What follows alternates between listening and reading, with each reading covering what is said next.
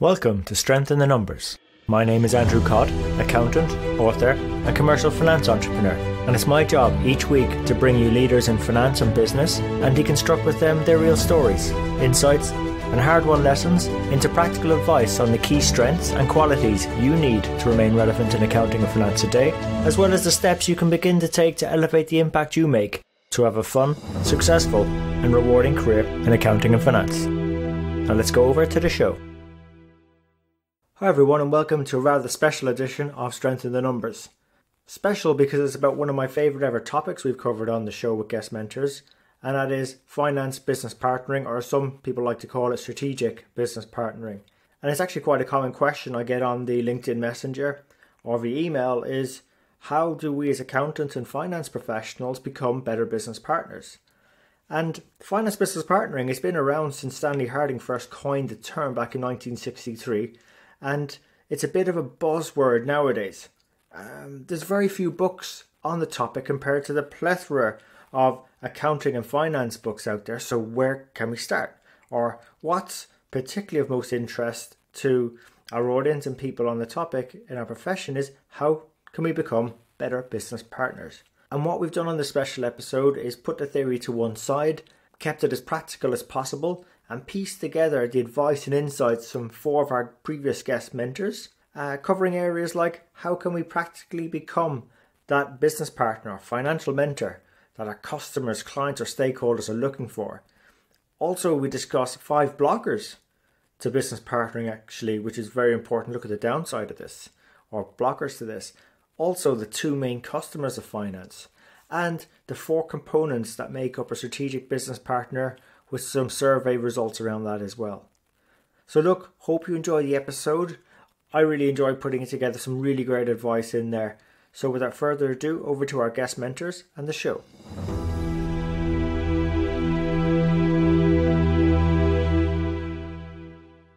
Our first guest mentor on this special about business partnering is Elizabeth Hale. She's founder and CEO of EE-CPA. And together we discuss how can we practically become that business partner our customers and clients are looking for, the importance of dialing the phone as opposed to just contacting clients via email, plus some great advice for the younger professionals within finance and accounting.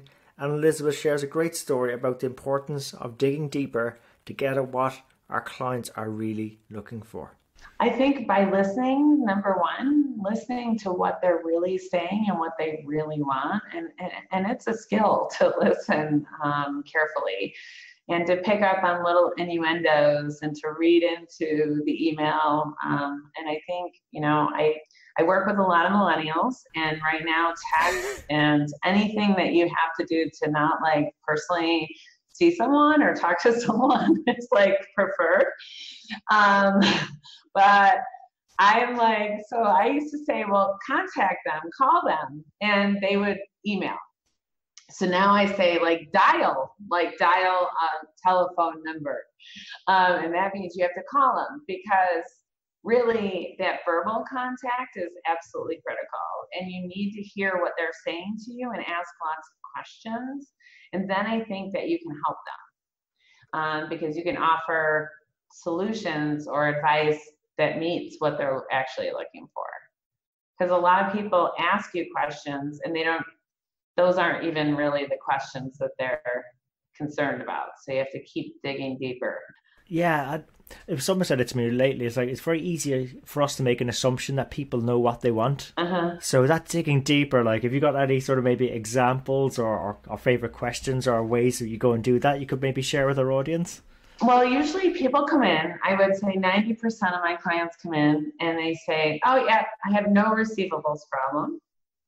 Or yesterday I was in a meeting with a client and he was saying, I have about 11 employees and they're all paid, the highest person is paid $58,000. So if let's say they range from $40,000 to $58,000 in the 11 employees. So let's say the high range. So let's say it's about $600,000 he's paying in wages. But you look at his financials, and actually he's paying $780,000 in wages. So he really doesn't know what he's paying. But, you get an idea in your head. And so, someone needs to be there to say, well, maybe the profit isn't as much, because if you're operating with the vision that you're only paying 600, but you're actually paying 780, maybe that's why your business isn't netting the 180 difference that it should be, because you had this preconceived notion that that's what you're paying. And just bringing people back, like, people get ideas in their head and maybe they were even correct, but things have shifted or changed in their business. Yeah, 100%. I mean, look, when they're in there day in, day out, and everything's whirling around them, like, their nose is really up against it. How are they going to know that they're looking at a masterpiece unless they step back a bit? And I think that's where we can help them, right? As finance professionals, It's so I really appreciate you sharing that example, Elizabeth. And there was one other thing before we move on I wanted to pick on that. I was really impressed you used the word solution, because I find, when I was in public accounting, it was very transactional work. You'd go do an audit, do a tax return, end of year return. That was it, right? Then you'd leave. Like how do you adopt this solution mindset? Because for me, that just seems much more sustainable. But like, how have you figured it out and got to the solution mindset? I think I just have, honestly, I've been asked this before about why. And I guess because I've always wanted to prove my value in public accounting. It comes from a point of, before, when I first started, everything was time and billing, right? So you pay by the hour, and if it takes you 100 hours, then there's a lot of uncomfortable conversations that happen with clients, And so when I started my firm in 2004, I was like, we're going to do this differently. We are going to prove our value to our clients, because I have ideas. And I think those ideas, if they pan out, we can show that, hey, quantitatively, yes, maybe you paid us 10,000, but with the ideas that we had, we saved you 20,000. So you actually doubled your money on our fee. So I've always been interested in business and always grew up in it. And I've loved working with businesses all the time since I was very young. My dad owned his own business. It was a restaurant, and I love, people and customer service. But I also really enjoy finding, troubleshooting or finding solutions to problems. So if almost every client that walks in the door, a new prospect, they have a reason they're here. And it's usually because there's a problem somewhere. So they either feel very uneasy, or they've been embezzled from, or they owe a lot of taxes, or they were blindsided by the fact that their line of credit is maxed out. Some problem is initiated. So finding a solution to that problem, and then maintaining, or creating a system to solve the problem, and then maintaining that system is really how I approach it. So we really don't do a lot of transactional only work. We only work with clients where we actually are having some meaningful solution. Otherwise, it's very boring. Going back to your boring comment, it gets very boring to transact all day. Our next guest mentor on this special, well, it wouldn't be a business partnering special without him. It's Anders Leo Lindberg, an active blogger, writer, thought leader, and practitioner of business partnering with over 30,000 LinkedIn followers. And he's a key influencer in our field, so loads of great insights. And Anders talks with Mitan on this episode about the 5 blockers to business partnering, also on why we need to find the time to do it in the first place, and in particular, how larger growing organizations should approach business partnering. So, if we look at why business partnering fail on a more grand scale, we in the Business Partner Institute, we've identified sort of 5 typical roadblocks. So I know I'm saying 5 and not 3, but I hope you can bear with me. Right? So the first one is lack of time, right? When we've documented within Maersk, between juniors and seniors, that they spend 2/3 of their time on data reports and analysis, it's no wonder they don't have time to do business partnering. So we need to find ways to free up time to focus on business partnering. That's one. The second one is that we focus on the cost of finance and not the value of finance. So if we keep focusing on how can we reduce the cost of finance, because it's the support function and the business stakeholders, they don't feel it's adding in value, then it's all about reducing cost, take cost out, reduce more and more, and just deliver the absolute minimum. If that's the focus, of course, business partner will not be in focus because that's about the value agenda. So we have to put the value agenda on the map. That's 2. 3 is, what about the people, right? Transformations are all about new systems and processes and organizational structures and so forth. But what about the people that needs development to step into these new roles?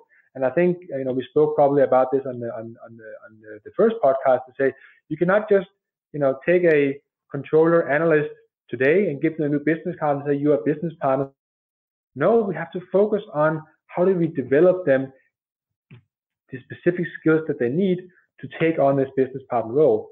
I mean, yes, there are superstars that can probably do it intuitively, but the general population, absolutely not. So we have to focus on developing the people. That's 3. 4 is lack of focus. There's a Danish consultant firm that did a survey among senior finance leaders and say, okay, what are your main things that you focus on or priorities for improving in finance? And 60% of them said that business partnering was one of them. But when they were then asked to say, what are your top 3 core focus areas for the coming year, only 3% of them had business partnering up there. So only 3%, right? 0, 3, right? So if we all say it's important, but we don't want to put it as one of our top priorities, of course, we will not get any further on this agenda. So that's 4. And then 5, we fail to make it concrete. We just say, you are a business partner, go out, create some value, you figure it out. If we don't make it concrete, how can people be successful? If I don't make it concrete to the individual, this is what I want you to do different tomorrow. These are the tasks. These are the meetings you need to be in. These are the stakeholders that you have. This is how you need to develop the relationship with them. If I don't make it concrete, of course, people fail. And we don't move people from average to good and good to great, which is our most important responsibility as leaders. So those are the 5 things for why business partnering fail. And those are the 5 things that I would urge senior listeners of this podcast to do something about immediately. Excellent point, Anders. Yeah. And like many of these things that, are going to be very elementary, very obvious, but we don't think about them in this way. And I think that gives a really good starting point. What I'd say is that these 5 points diagnose the issue. One thing that really sticks out to me is time. So your point about spending 2/3 on data analysis, reporting, but not enough on the business partnering side.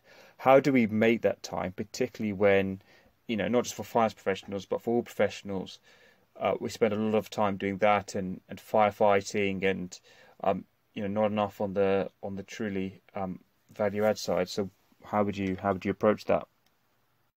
Well, I think the first realization we all have to make is that the work we do as individual is just not that important, right? It might be an important part of the whole, but if you left tomorrow, what would happen? In most cases, not much. If you stopped sending the 10 reports that you send on a weekly basis tomorrow, what would happen? Not that much, right? So I think that's the first realization to say, yes, I'm doing a lot of stuff today and I feel that it's important, but on the grand scale of things, it's probably not that important. Because once you have that realization, you can say, okay, what am I doing today versus what should I be doing basis the making it concrete what business partnering is. And then you end up a list with 25 things that you're doing today and 25 things you should be doing tomorrow to be a successful business partner. And then I would say, make the concrete plan to say, how do I stop doing this report? Can I automate it, or do my stakeholders even need it, or is there other ways of doing it? How do I spend more time with my stakeholders? Oh, can I be part of these meetings? What should I do? So you make concrete, tangible action plans for each thing that you should really stop doing. Then there'll be things you need to continue to do, and you can of course optimize those, but those I wouldn't focus on to begin with. And then there's the things that you need to be starting to do. So first, stop things and then start things. If you start things without having to stop things, you'll make things even worse. So stop doing what you shouldn't be doing. Start then doing what you should be doing, right? So this concrete, tangible action plan, I feel many people are missing. And I've been trying to push this also in Maersk as an example to say, okay, then let's map out your activities as is, and let's map out what is actually in your job description you're supposed to do, and then let's create this plan. I mean, I make the analogy of this story from Plato, where he's I think writing about the blind man in the cave that needs help to really find his way out into the light. And there's all these steps that you need to take to get to the light. So in this case, the light is when we are successful business partners, and the blind is when you're sitting in the cave and sending out reports on email that don't make a difference at all. How do you make that bridge? That is what the leaders needs to help the individuals to do, but it should be a concrete, tangible action plan. Otherwise, it's just fluffy words on a slide that no one buys into. So with that, Anders, how do you apply that in a large organization? And indeed, actually, how have you done it at Maersk yourself? Yeah, so it's true that in any large organization, it probably requires 3 or 5 stakeholders to nod when you want to change the color of a report, right? So that definitely adds complexity to it. But at the end of the day, it's all about leadership, right? So we, from the top, made business partnering a priority. We redesigned roles and responsibilities. We called it Finance Business Partnering 2.0. We created a business partner framework, second to none. We created a training program, and I truly believe that as well, second to none. Trained almost 500 people.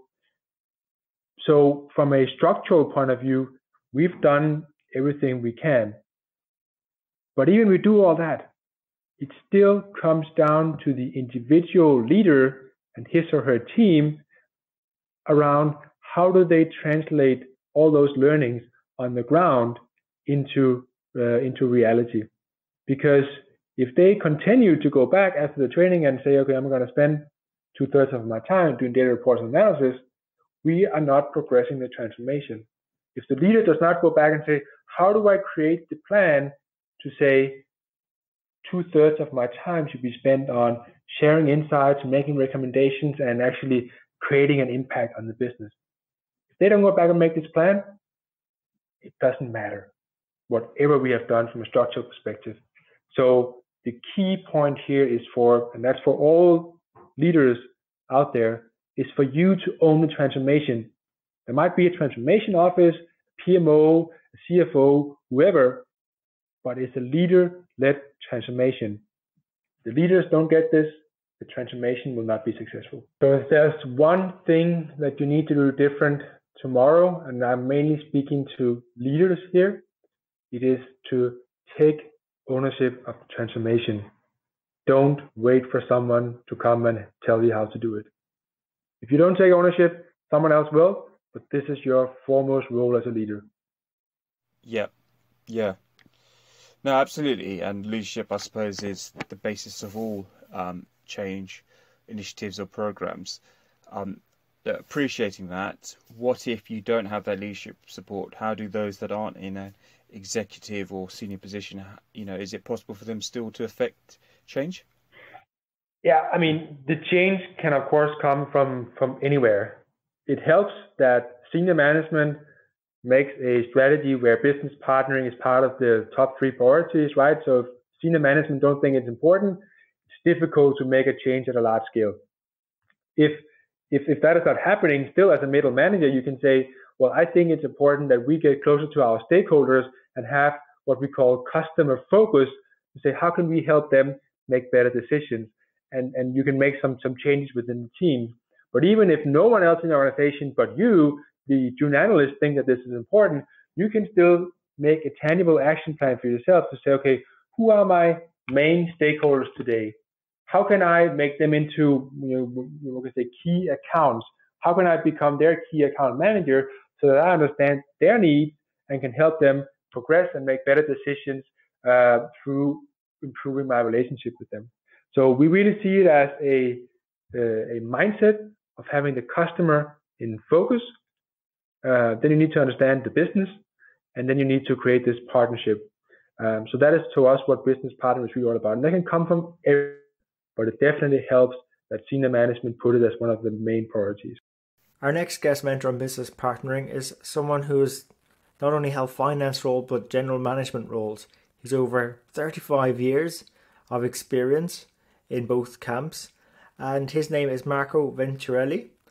And Marco is one of my favorite guests ever. Such a great person, very enthusiastic, and goes through loads of areas on business partnering, particularly the 4 components that make up the strategic business partner. We go through some various studies and survey results, particularly of the areas he works in, and also a really cool grid, stakeholder analysis grid, that allows us to help find the courage towards becoming more valued business partners.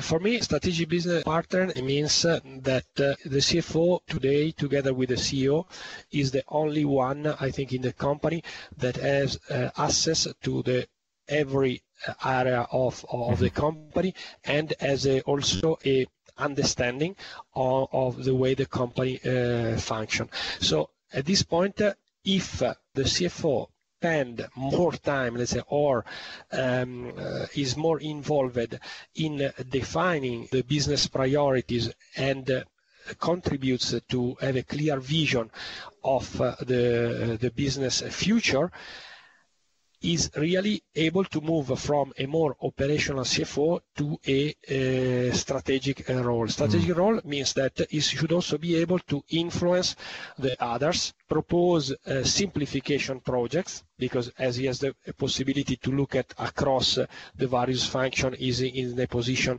to do that. And more also we see CFOs that are driving the executional excellence programs and also the technology evolution. I've seen some analysis surveys done by McKinsey, for example, that says that even though still 41% of the activities of the CFOs today are in the most, let's say, classical financial activity, but there is already a 40% that is in transformation project, M&A activities, and non-recurring activities.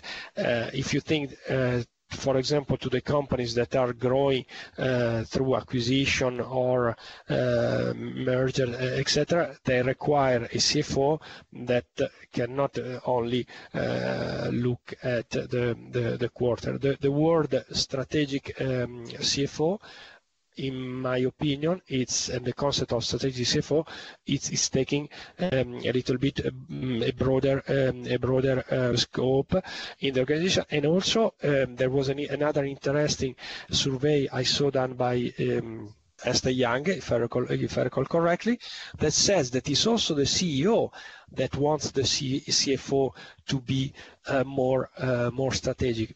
For example, we did an internal survey in Novartis to 200 of our business leaders, and we have asked them very simply what you would like a business partner to be and where is finance today. No, I think this is the base if you wanted to build a business partner. Yeah, it's just a basic question, isn't it? It's a basic question, exactly. What you would like. So, I wanted that. You don't get the impression that I'm purely conceptual. I'm also very pragmatic. So we asked and we said, okay, what and how, and then we asked the finance team how you rate yourselves against certain variables, and then we asked the business how you rate your finance partner against the same. What has happened is that every business person said you guys are very strong in advisory roles. You are very competent, very strong in your technical area, but you are lacking strategic understanding and overall business understanding, while the CFOs, let's say my CFOs or finance heads in my organization, they were saying, no, we are much better in strategic understanding. It was a gap. It was not. That's why we have also, because for sure, all of us like to say, okay, I am a strategic partner for sure. It's better than to be a partner. It's much more glamorous. That's a little bit exactly. But it's important. It's important that we establish, that we do internally surveys, that we have, because if you do a survey like this, you show also the courage, because you go and you really ask to your partner, say, okay, guys, we are your finance business partner. We want to be strategic. This is what we would like to do, and then you build a very practical development plan. I know that you are very much involved in driving, improving the way finance works. This program, this type of programs, goes exactly in that direction. And it's also the base of sometimes, of the Six Sigma approach. What are our customers? Our customers are the business partner. No? So this is my internal customer. So first of all, I ask the customer if he likes and how he rates what I'm doing. Actually, I'm going to put a plug in now that you mention it for Lean Six Sigma. I think it's a great toolkit to have if we want to really be serious about putting the customer first and working back from their problem statement and how to solve it. But I also want to pick up on some points. You mentioned very practical advice there, Marco. And for me, when you said the courage to do the survey, I think if there's any of our audience this week want to make a real big impact and start building their influence in their careers, is to simply, don't even have to wait for a survey, go out and ask the people around you what it is that they want from a business partner, or even start with what do they think they have from a business partner, what it is that they want. And then, as you said, it's the gap that we've got to go away to solve. That's the problem to solve. And we can work away on those because we've listed out, in effect, qualitatively, if you want to call it that, what we need to go do. And we just go do it, solve it, give them what they want, and then you build influence, and then maybe you can think about what it is they need. That's a strategic angle. And I, if I recall correctly, you in your book, now you are the one that published this Ambitious CFO, no? No, yes. I bought that book, and also I read it. Maybe I read it quite. No, I read it. Let's say quite quickly, but I think there is at least there are many very good things, but there is the table of your, I think if it's in our book, no, of your stakeholders. It's a very important and even simple, as you just said. You just say, okay, what are my stakeholders? Are my colleagues in the leadership team? Okay, I sit down with them and I ask them, okay, guys, what you want? No, seriously, it's a basic. Then we did the survey because also we wanted to involve more people, and we want also to sell a little bit of the concept internally. We are also a multinational company, so that. But the practical important way that you because not everybody maybe works in big organizations. The practical is to have the courage.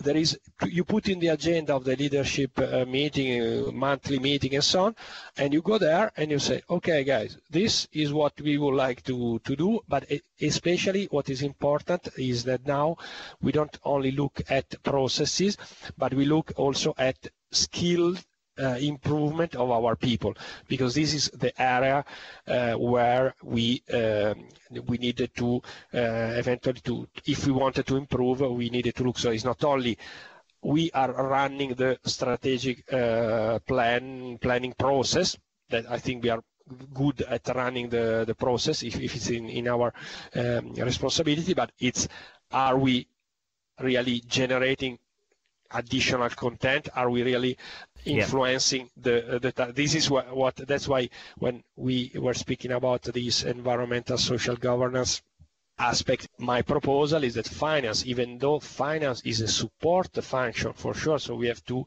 support the objective of the company, but if a CFO is a strategic CFO should also influence the setting of these long-term objectives. I agree. We may be a support function, but as Peter Drucker said, the only true profit center is the customer.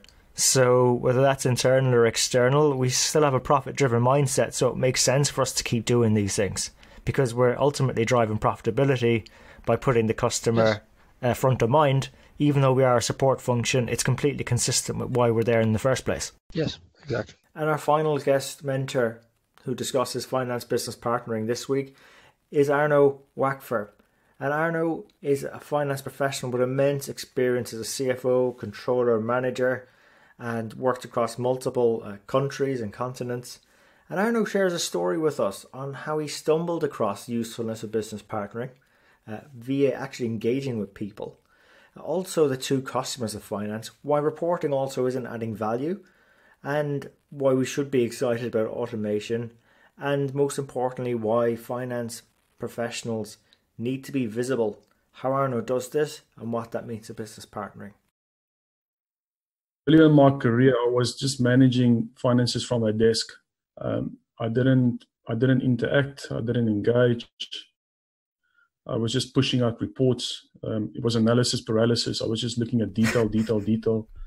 And, eventually I thought myself, what's the point of looking at detail if I can't share it and I can't get input from people maybe I'm missing something. Maybe I'm missing trends. I don't really understand the business. I don't understand how the divisions operate, what their processes are.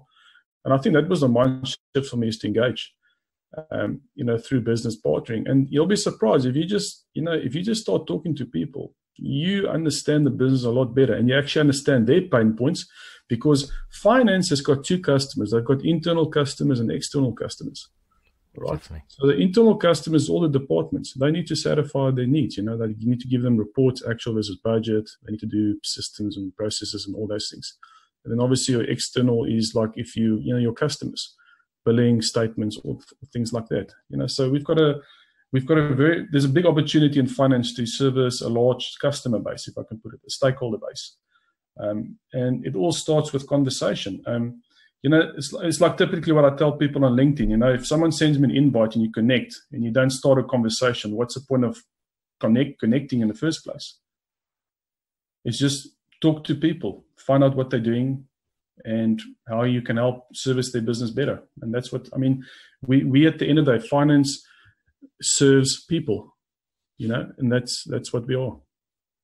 Yeah. And, that's why I've got great hope for finance into the future, because we are all about servicing people. Yes. So we can have all this technology, digital finance agenda, and so on. But fundamentally, business is about people, and as long as there's people to service, finance will play a role. But we have to stay relevant. And you suggested some very good areas there, Arno. I suppose in terms of the future of finance, then what's exciting you most about that? What's exciting is automation, because there's this thing about automation is going to take away the jobs of finance and accountants, which it won't. And the reason I say that is because what will happen is all the repetitive tasks and monthly reporting and those things will be automated, right? Which is great. What's going to happen is it's going to free up a lot more time for finance to actually roll up their sleeves and actually start talking to people and engaging and doing proper business partnering and creating value. Because if you're just pushing out reporting, you're really not adding value, because reporting is historical. You're just telling, okay, what happened in the past, all right? So it's freeing up that time to work on predictions, to work on systemization, to work on growth, to work on strategy, and to what I call to become a co-pilot to driving future business performance. Because that's what finance is we're a co-pilot. We steer the plane in a way with the execs, with the leadership, and we need to make sure that if there's fuel, we need to make sure that that's one of the fundamentals. Yeah, but it's like taking that fuel, right? Those fuel, insights, cash, and so on, and actually doing something with it, right? So influencing and executing, and it's just like you can only do that with engaging, right? The business partnering, as you were saying earlier, right, Arno? Yes, 100%. You need to engage. I mean, it's and accountants most accountants don't, or mostly, I would say that probably most are introverts. But I do think in today's society, I think I've seen guys that are more engaging, and I've definitely seen a shift. But you need to get out of your comfort zone, and you need to be seen. I think you need to be visible. I actually wrote a LinkedIn article a while back about visible leadership. You need to be visible. You need to walk around, let people see you, introduce yourself. You'll be surprised if you put a name to a face. It changes everything. So just be seen, be visible. Yeah, and like that's an interesting one, because for a lot of us now in the profession, with digital, has allowed us to perform more global roles. Yes. So like in an SME, we just get out and walk around. It's more easily to be visible. But I suppose in global roles, it could be a bit tougher. I mean, I'm just back from a few weeks in the US, walking around and being visible. But so maybe what sort of ways do you use to be visible, Arno, that might be useful for our audience? Visible, you can obviously with technology, you can do conference calls, you can use Zoom meetings, you can send out weekly reports. So visible, when I say visible, it can be different forms. Let people just hear from you more often, not just on a month end when you send a report. So just, I think, communicate more often. Let people just hear and see you. That, I think that is for me, that's key. They shouldn't just see you once a month. So there you have it. Hope you enjoyed today's show. If you'd like to know more about our guests today, their bio, and follow up on the resources mentioned during the show, you can find all the relevant links and more at sitnshow.com. There you'll also be able to get access to earlier shows, read the latest blogs.